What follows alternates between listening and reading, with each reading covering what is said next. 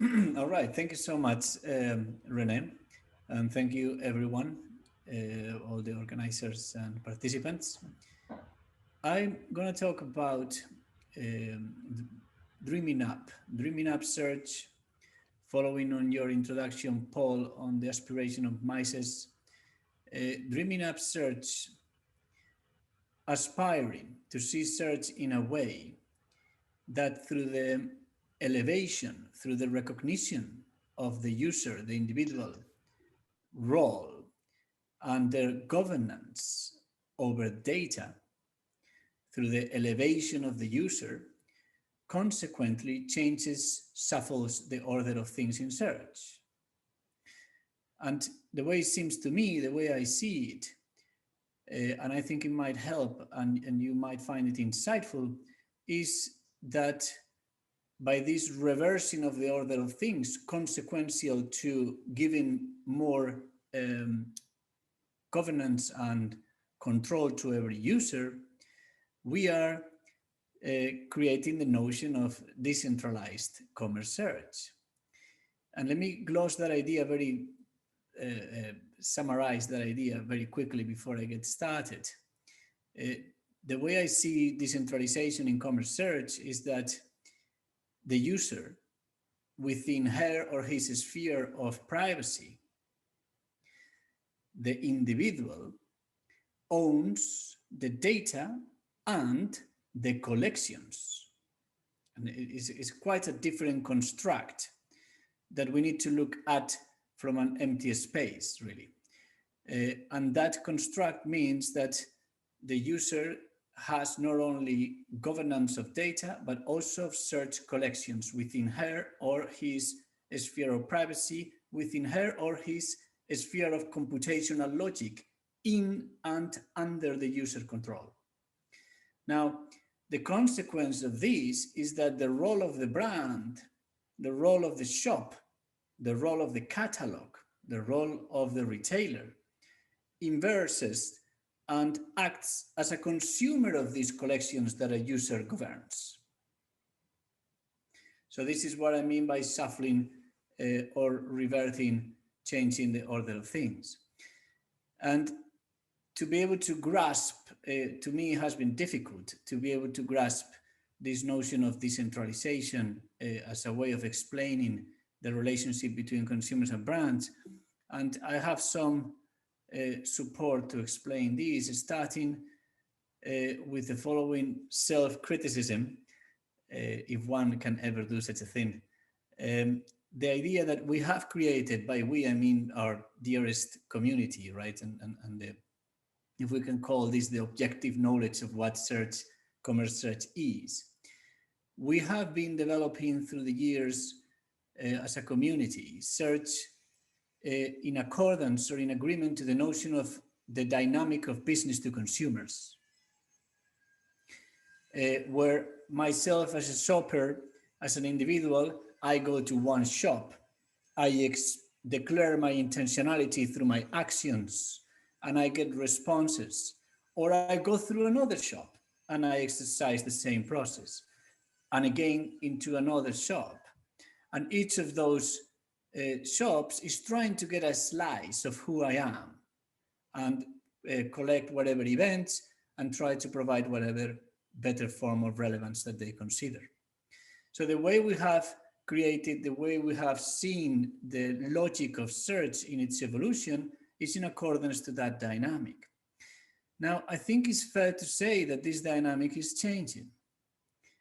And as every domain that has been permeated by the internet and this whole proliferation of very specific, unique pools of demand, this extreme demand-driven world, this proliferation also of brands within gigantic makers across every domain. I mean, some domains you can see that with more clarity, like entertaining. And if you look at entertainment 10 years ago to today, but also in education, in jobs, and of course in retail, there is an incredible proliferation of more singular, more niche brands adapted to more specific audiences.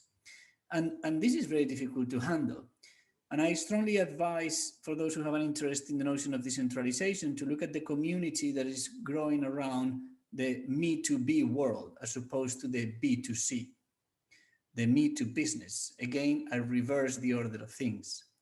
And also very interesting, this Harvard research group called the Vendor Relationship Management that we are part of. And in this research group, the whole idea is the nemesis of customer relationship management, again, reversing the order of things.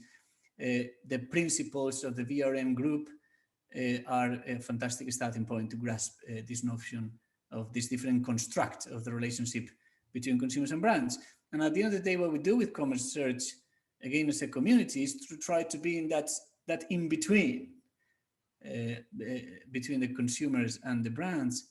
And if I could pick three pillars, three fundamentals of the way we do things today, of course, everything is based, the whole intelligence, the whole whatever information retrieval advancement that you arrive at originates in the collection of events and the whole intelligence of search, regardless of where it comes from, is an event-based sophistication.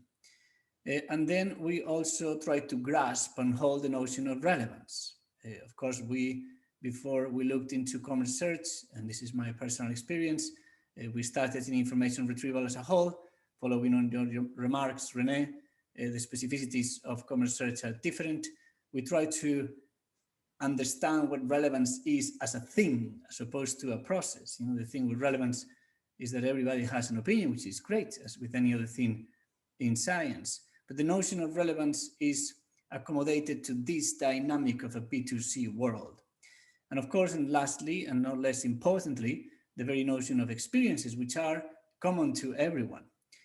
But these fundamental pillars of the world of commerce search as we know it, adapted to the B2C world, fundamentally change if we aspire to see search in a way that elevates the consumer and gives control to the consumer of the data and the collections and the ways of searching through this data.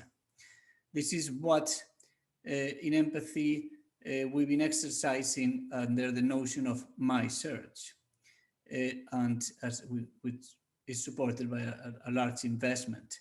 This idea of my search is trying to start consistent beginning of this empty space and figuring how could search be if every individual was the owner of the data that they systematically create. And as I said at the beginning, the brand, the retailer, becomes a consumer of those assets. So we started to entertain this idea about a year ago under the leadership of Peter Vecht, who drives this effort in empathy. And we split this into three lines of action. The first one, what we consider the notion of, okay, to be able to have a search and a set of collections that are updated within the sphere of privacy of the individual, we need to conceive a decentralized event system, or a my data system you may think of. For this, I also recommend to look at the community around SOLID, S-O-L-I-D, the SOLID framework, as a potential. We are in empathy still convinced that could be the instrument, as a potential framework, of course, open source framework, to develop these pods over which you can persist event data and then construct collections on top of these pods. They might exist within the device or within a private pod in a public cloud. I also have a link in there to our work that we released under the notion of Oh My Pod, that experiments with this exercise of distributing event data associated to a particular customer ID.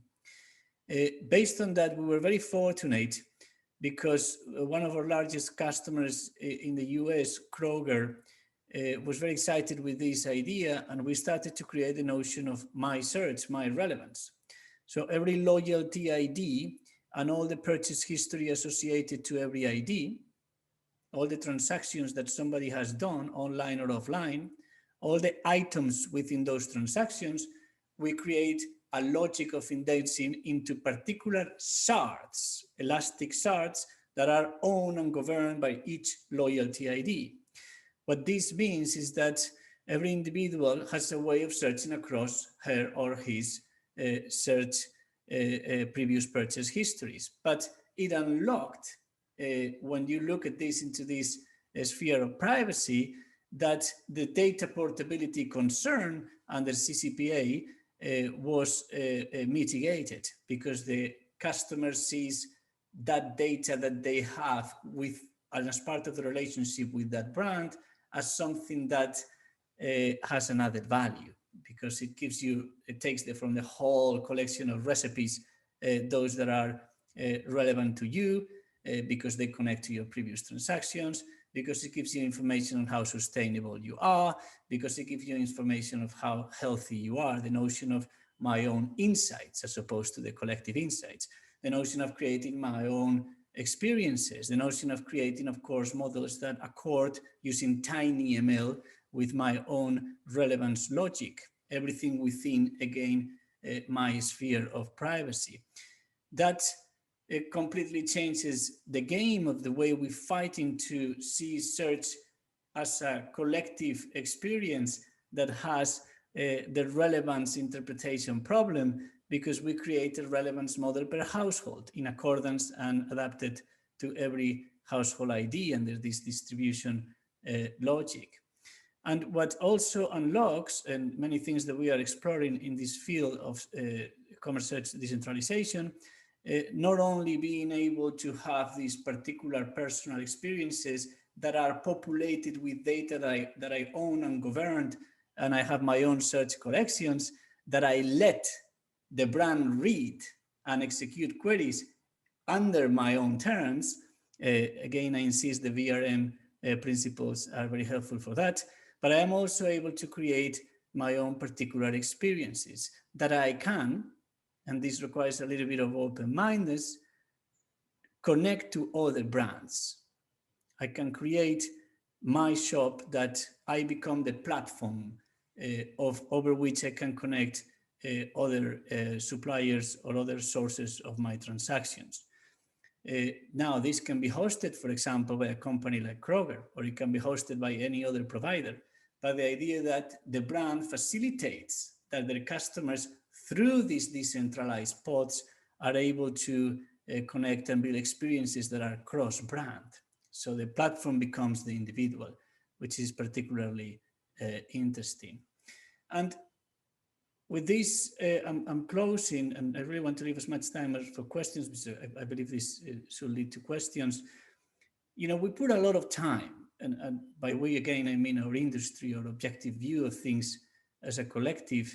We put a lot of time in trying to interpret things like intent. You know, we speak about this a lot. And we try to interpret things as behavior or choice. And in that exercise of trying to interpret these complex concepts, we narrow down on so much. And the pool of data that we are able to try and infer causally, as if we were dealing with objects as opposed to subjects, is very limited. It only responds and corresponds to a slice of a group of interactions that happen within one particular retailer or one particular brand. And we try to arrive at knowing these very slippery concepts as intent, behavior, or choice. Now, seeing intent as a sequence of events, as a linear causal sequence of events, is of course very limiting. It's based on the history and based on that particular set of collections, and it ignores everything else that is not traceable or graspable through data. Now, all that which is ignored, all that which is left outside of what data can give us, is incredibly important. It is incredibly important. And to think otherwise, I think it leads the way to some of the less ethical products that there are. And, you know, the fact that through data we are unable to track how a person feels, for example, towards trust, the fact that through data we are unable to track how a person in that moment intends in the way they project the future, does not mean that those aspects, those qualities are not important or they do not exist. What is fascinating about seeing commerce search from a decentralized perspective is that we are able to unlock a lot more of the interpretation of intentionality. But this time we don't have to be looking at it. This time is to serve the person who systematically creates this data, which is a substantial difference. And the Machiavellical idea of trying to uncover people's intent and trying to manipulate it takes a very different flavor when you see that all that you're doing as a brand is to be authorized to see what a user likes to share with you.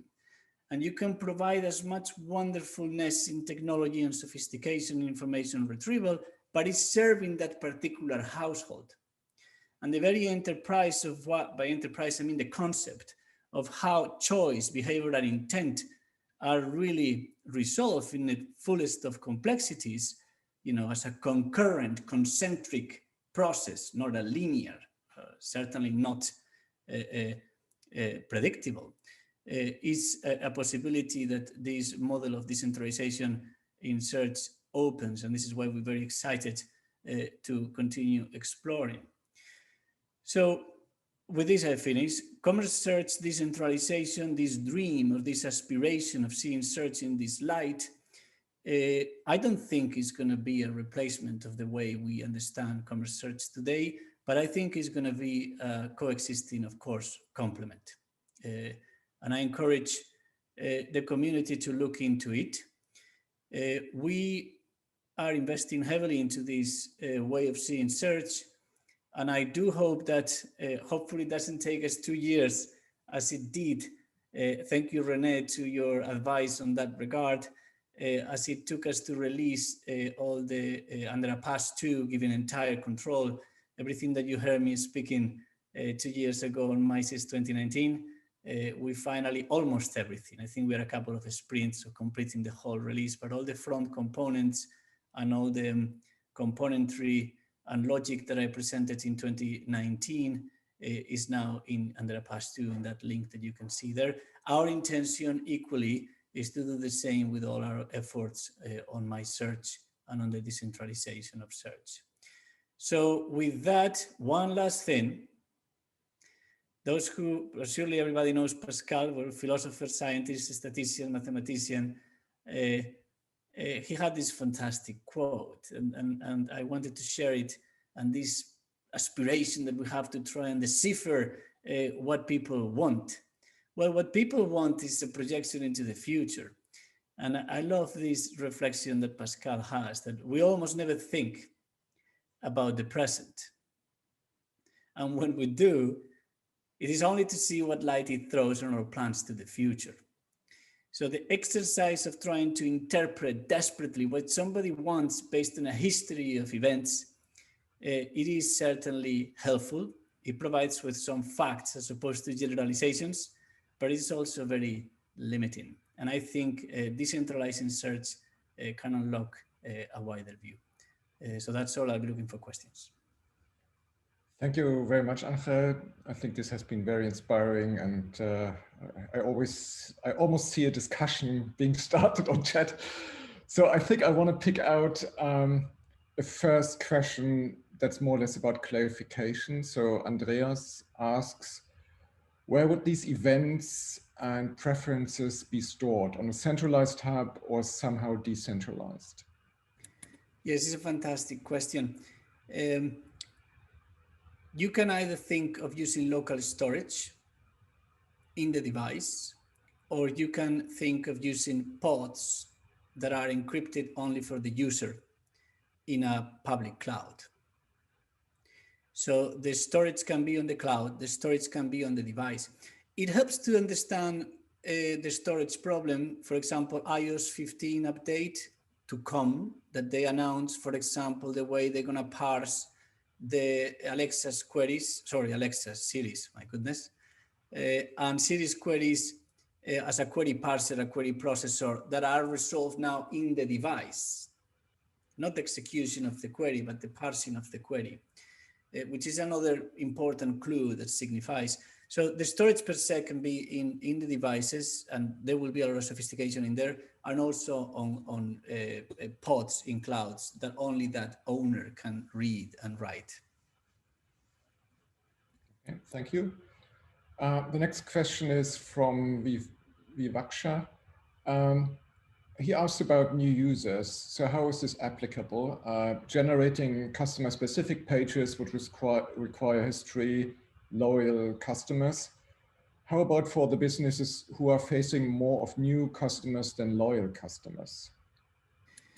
Well, those particularly interesting for the new user. The new user, if there is ever, I don't know if it's going to take 6, 8, 10 years, a critical mass on the decentralization of information retrieval or decentralization of commerce search or decentralization of commerce, there's never going to be the notion of a new user,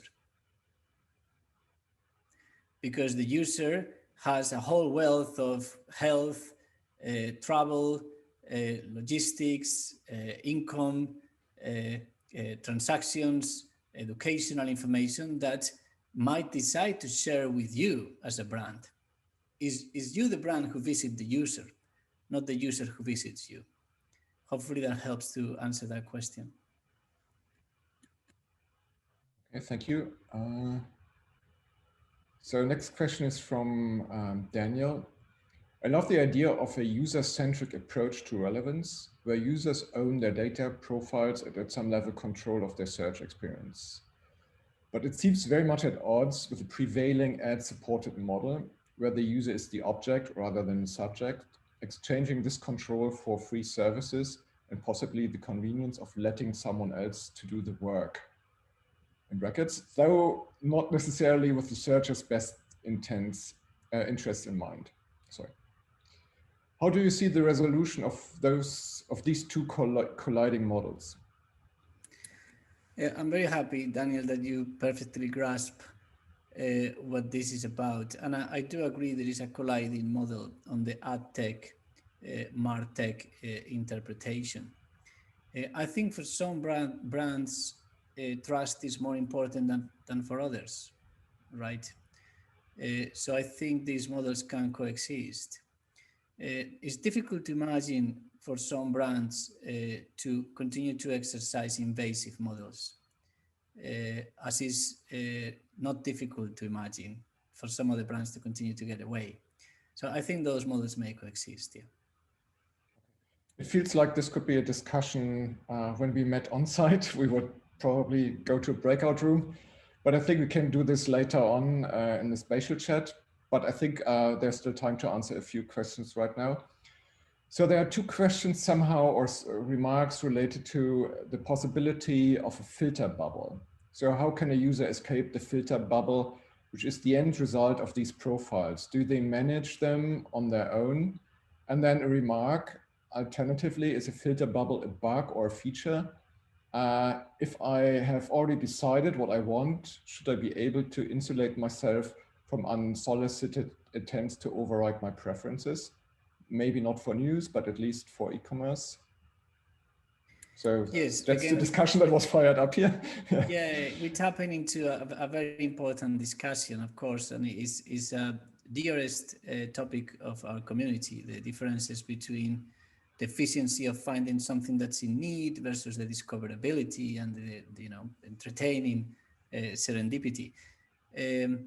I think decentralization in commerce search should have an easier penetration in groceries and foods and replacements, and a more challenging case for discovering. The difference between tell me what I need or you tell me what I need. So it is a discussion to explore. If I am the brand and I want to show you things that you don't know about and are not part of your consumption dynamic, I should give you, which is, for example, what we exercise on Kroger, recipes. You might buy in 5 items frequently that made up that recipe, but the recipe has 8. And this is through this relationship that you might uncover some items to discover. But again, those are open discussions. Next question is from Atita. I have tried something close to this in the past year, trying to understand brand pattern, color affinity of the customer to tune the newsletters, promotions targeted to the user and their searches.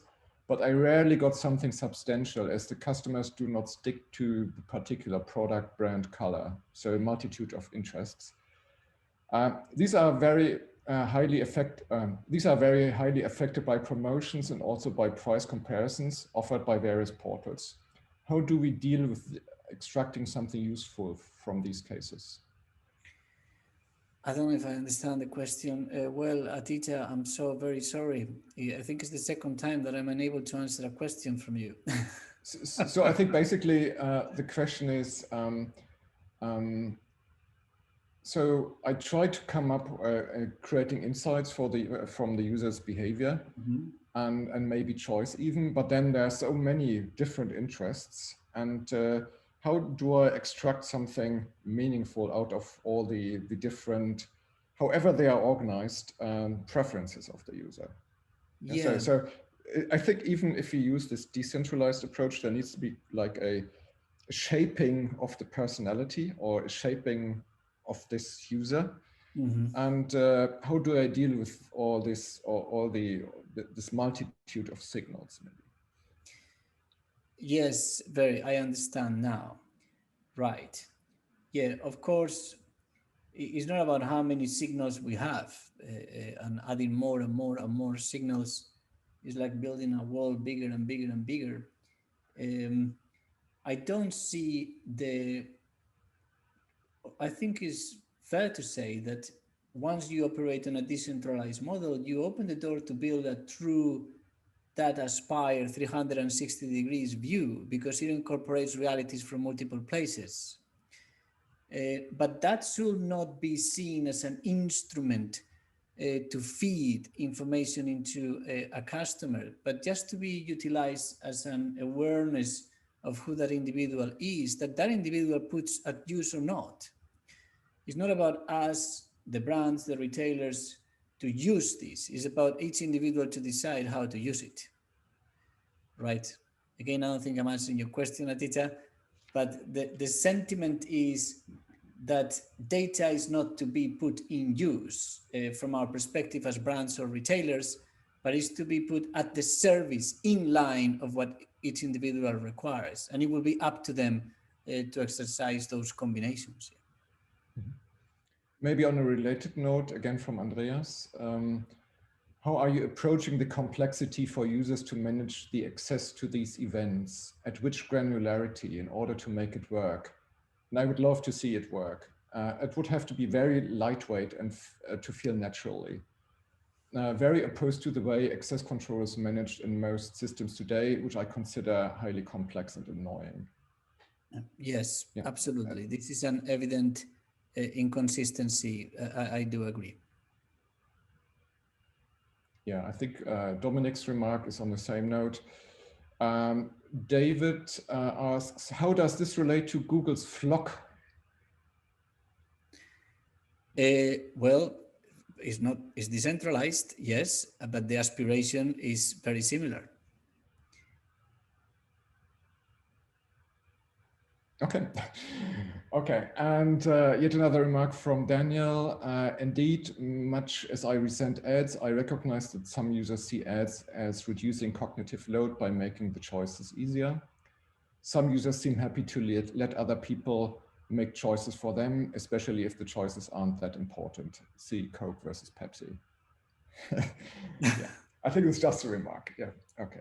Yes. I think there aren't any further questions, but I think this will lead to discussions in the breakout room later on spatial chat. Thank you very much again, Ángel. And thank you, I think this was very inspiring.